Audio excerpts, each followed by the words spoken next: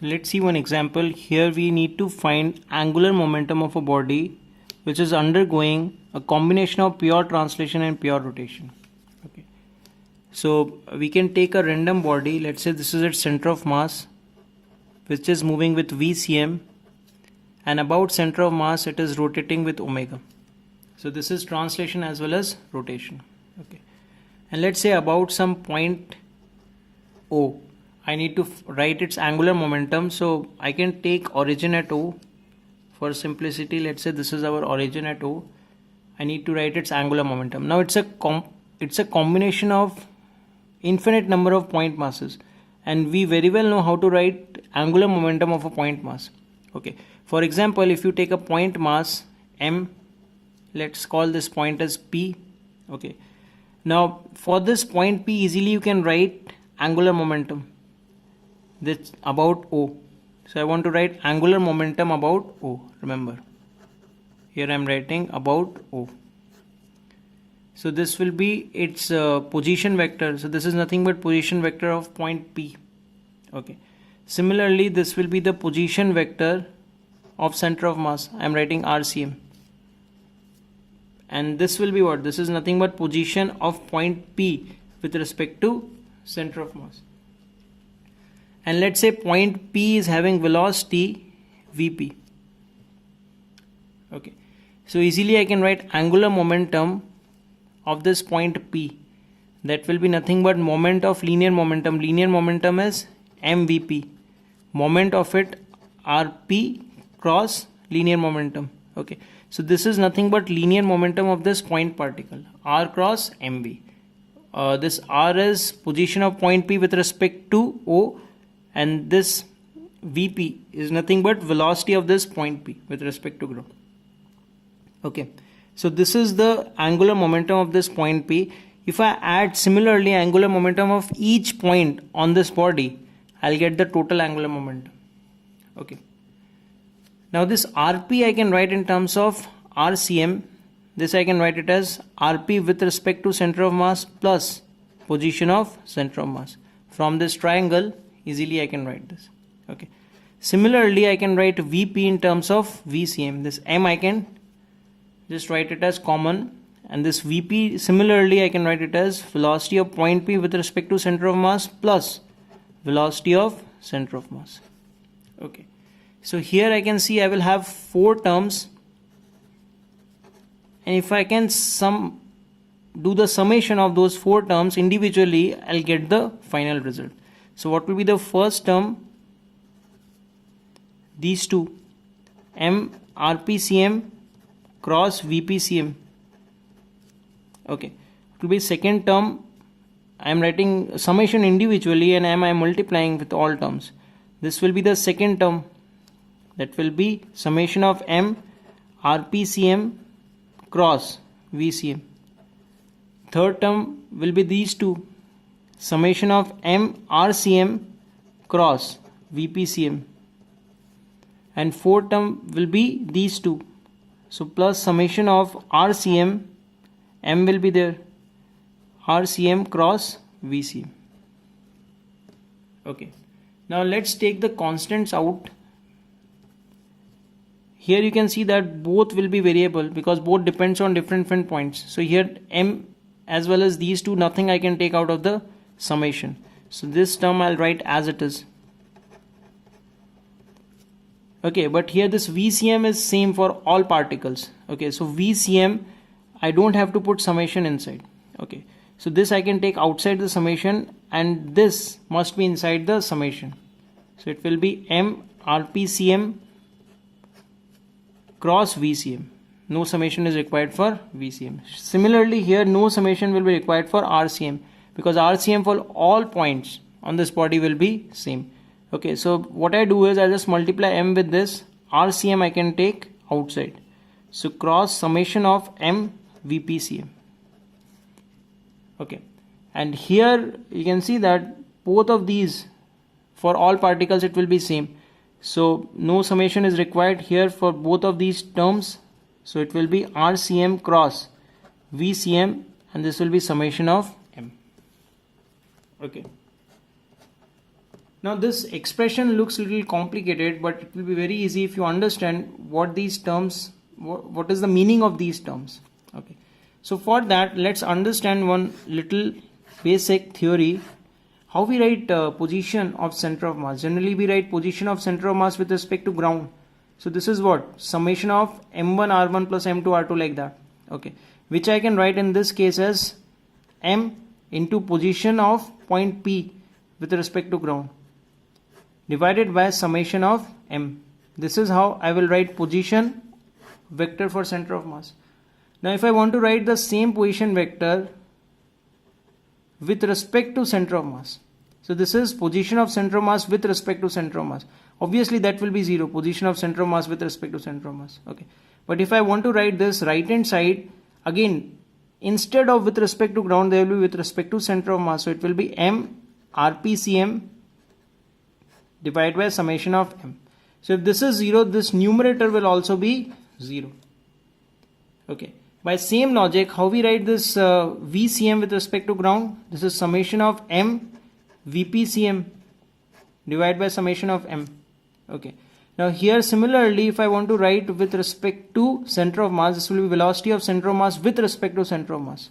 So right hand side also with respect to, this is with respect to ground, remember. General center of mass definition, so velocity of center of mass definition.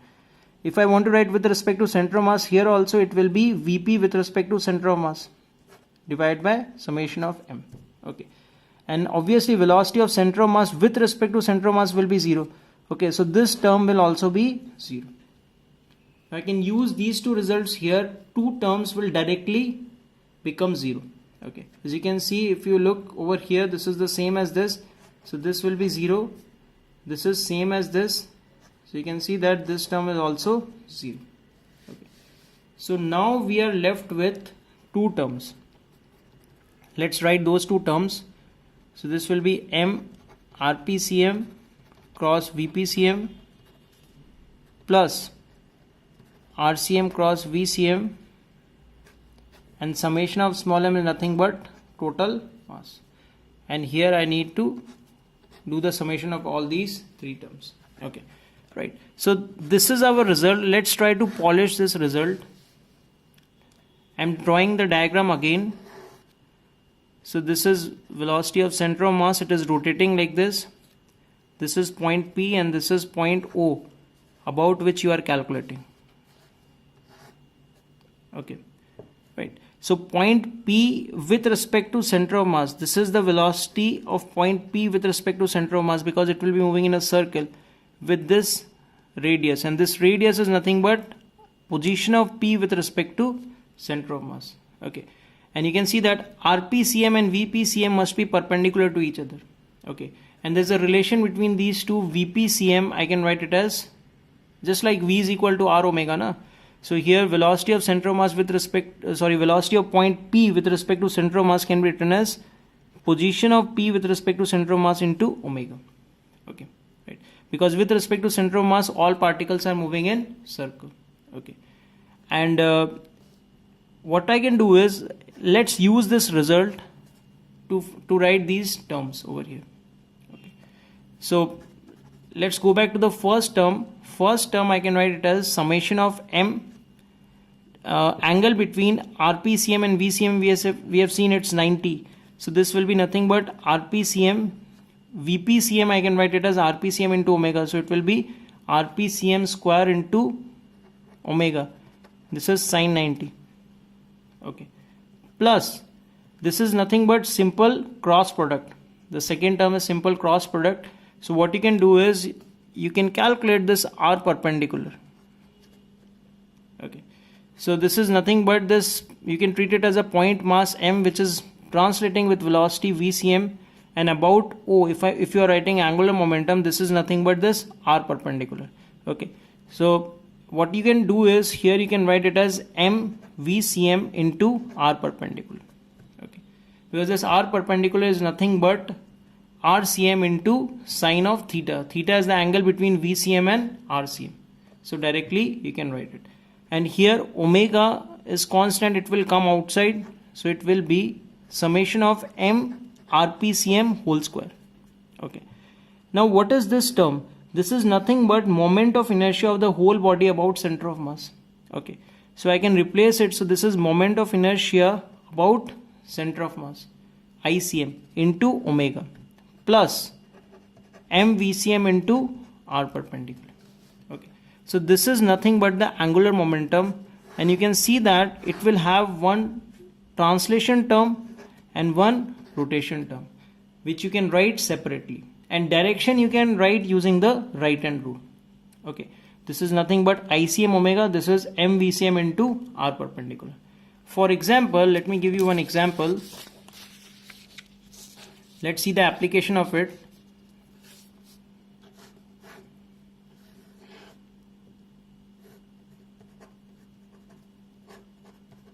Let's say this perpendicular distance is given as d.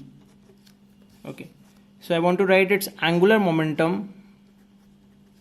So due to translation, you can say that this is a point mass which is moving with velocity vcm, r perpendicular is d. So it will be mvcm into r perpendicular, which is d. And about this point O you are writing, so about this point O you can see that because of this vcm, okay, the sense is clockwise, or you can write it like this. This is r vector and this is vcm. So r cross vcm, that is clockwise. Clockwise or into the plane. Plus, due to rotation, just imagine this body doing pure rotation. So about center of mass it is rotating, and sense of rotation is counterclockwise or anti-clockwise. Or I can write anti-clockwise as this is down the plane, this is up the plane, coming out of the plane. And what will be its magnitude? This is nothing but ICM into omega. So it becomes that simple. So suppose if clockwise you have taken as positive, so anti-clockwise will be negative. Okay, so if clockwise you have taken as positive, anti-clockwise will be negative, and you will represent this answer as mvcm d minus ICM omega, and final answer is clockwise, because you have taken as positive. Clockwise means into the plane, or you can write into the plane you take as let's say minus k cap. You can write it like that also. Okay, let's see one more example to understand this better. Suppose you have this body, it is translating with vcm, and let's say it is rotating about this axis. Let's say it's a disk of mass m and radius r, and let's say about this point O you want to write its angular momentum. Let's say it is rotating with omega about this axis. Okay, this is given as d, this will be r perpendicular. So again, angular momentum due to translation, its mass is m, so treat it as a point mass translating with vcm, this is r perpendicular. So what you write, m vcm into d, and as you can see this is clockwise or into the plane. Okay, right, you can write in terms of I cap, j cap, k cap also. Suppose this is I, this is j, and this is k. Okay, so here into the plane this is nothing but minus k cap. Okay, due to rotation, just see the rotation motion. So you can see that rotation motion, right hand rule, if you see, direction is upwards. Upwards means j cap. And what will be its magnitude?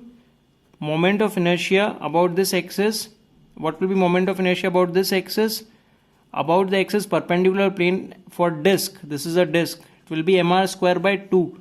So about this axis using perpendicular axis theorem, it will be mr square by 4 into omega. And direction is along j cap. So you can write it like this. Okay. So this is nothing but vectorally you have written the angular momentum.